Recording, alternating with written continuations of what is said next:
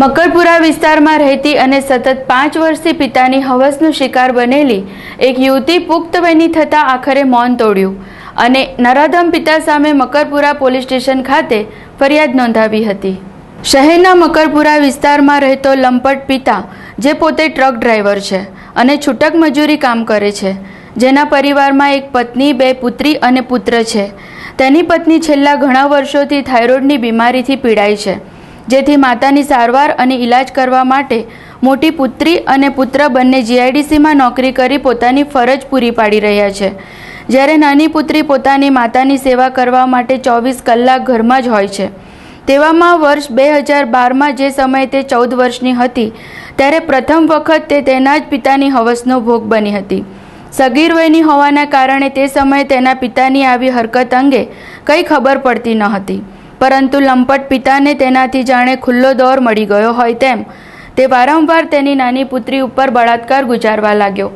એક સમય તો એવો પણ આવ્યો કે તેણી સગર્ભા બની અને તેણીને પેટમાં દુખાવો થવાની ફરિયાદ કરતા પિતાએ ગોળીઓ ખાવાની સલાહ આપી। મામલો રફે દફે કરી નાખ્યો હતો। આખરે હવસખોર પિતાએ તમામ હદ વટાવી નાખી।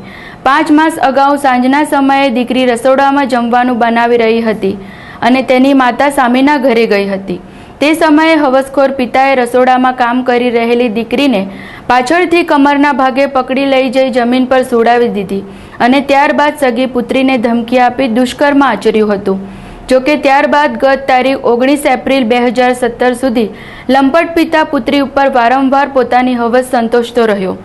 જ્યાં અચાનક દીકરીના પેટમાં દુખાવો ઉપડ્યો તે સમયે પણ હવસખોર જશવંતે તેની સાથે શારીરિક સુખ માણ્યા બાદ કહ્યું, તને કીધું છે ને કે દવા લઈ લેવાની, દવા કેમ નથી લેતી? જ્યાં દવા લઈને બધું મટી જશે।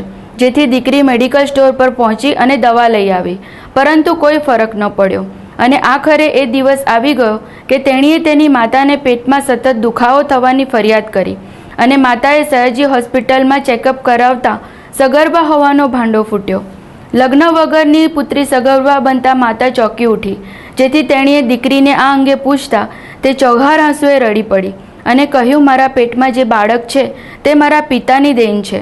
જે સાંભળતા માતા સ્તબ્ધ બની ગઈ અને સમગ્ર મામલો મકરપુરા પોલીસ સ્ટેશન ખાતે પહોંચ્યો, જ્યાં પોલીસ પીડિતાની ફરિયાદ સાંભળી ગુનો નોંધી હવસખોર જશવંતની ધરપકડ કરી કાયદેસરની કાર્યવાહી હાથ ધરી છે।